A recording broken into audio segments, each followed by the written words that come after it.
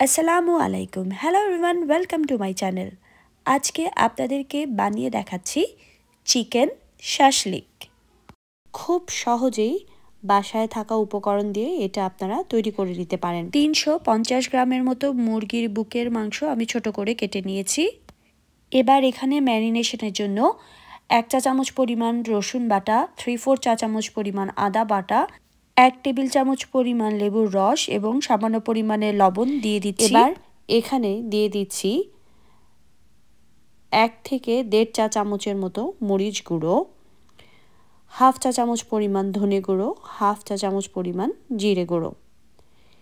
এবার এই উপকরণ দিয়েই আপনারা তৈরি করতে পারেন, অথবা যে কোনো ধরনের তন্দুরি মশলা বা কাবাব মশলা যেটা আপনার বাসায় অ্যাভেলেবেল সেটা এরকম 1 চা চামচের মতো দিতে পারেন।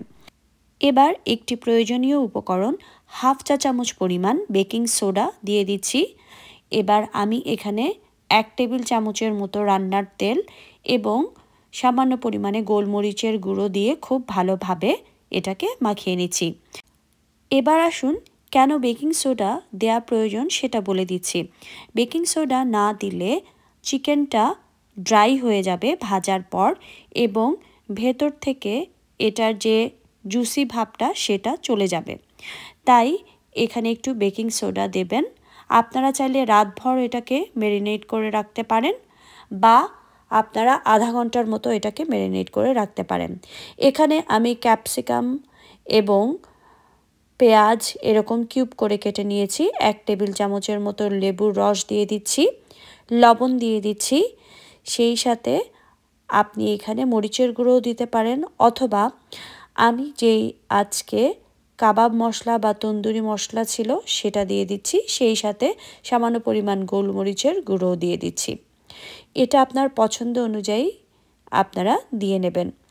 এটাও আমি মাখিয়ে নিয়েছি, তবে এটা আপনারা ফ্রেশই ম্যারিনেট করে রাখবেন 15-20 মিনিটের জন্য। আর চিকেনটা আপনারা চাইলে আগের দিন রাতে এটাকে ম্যারিনেট করে রাখতে পারেন। এটাও খুব ভালোভাবে আমি মাখিয়ে রেখে দিচ্ছি। এরপর এখানেও আমি 1 টেবিল চামচের মতো রান্নার তেল দিয়ে দিচ্ছি, যাতে করে মশলা খুব ভালোভাবে ক্যাপসিকাম এবং পেঁয়াজের সাথে মিশে যায়। এটা মেশানো শেষ হয়ে গেলে এখন আমি শাশলিক তৈরি করতে চলে যাব। তৈরির জন্য আমি এখানে কাঠি নিয়েছি এরকম। আমি এটাকে 20 মিনিটের জন্য ভিজিয়ে রেখেছিলাম পানিতে। তারপরে এটাকে আমি আমার পছন্দ অনুযায়ী যেভাবে সাজাতে চাই সেভাবে পেঁয়াজ এবং ক্যাপসিকামগুলো দিয়ে দিচ্ছি। আপনারা চিকেন কটা দিবেন সেটা আগে থেকে একটু ডিসিশন নিয়ে রাখবেন। 2টোও দিতে পারেন, 3টেও দিতে পারেন। যতটুক বড় আপনার স্টিকটা থাকবে তার উপর ডিপেন্ড করবে।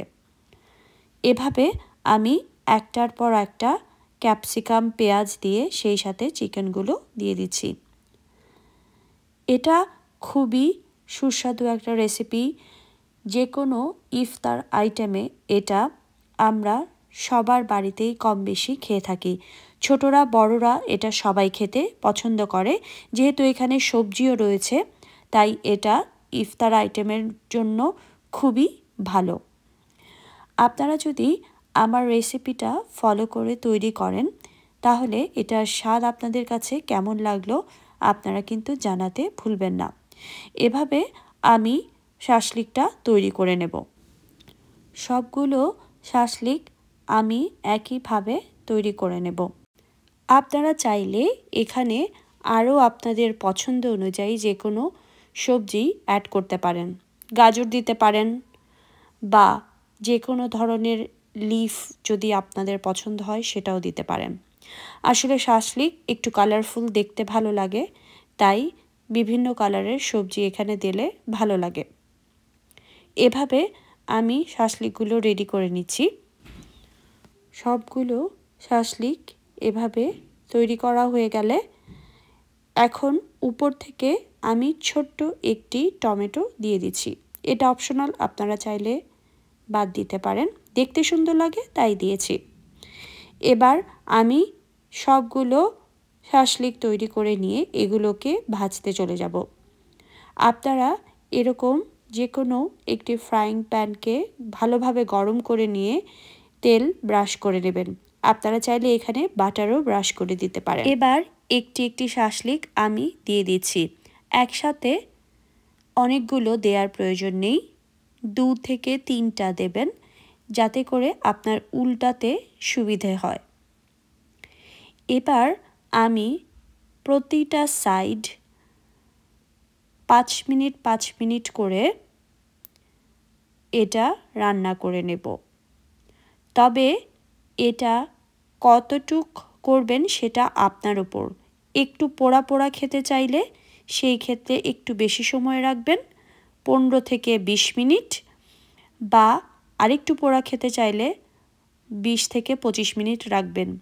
মাঝখানে আপনারা এরকম তেল ব্রাশ করে দেবেন, তাতে করেও আপনার শাসলিকগুলো খুবই সুস্বাদু এবং এটা সফট থাকবে। মজার রেসিপিটি ভালো লাগলে আমার রেসিপিটিতে লাইক দিন, আমার চ্যানেলটি সাবস্ক্রাইব করে আমার চ্যানেলের সাথেই থাকুন। ধন্যবাদ সবাইকে। আল্লাহ হাফেজ। Thank you.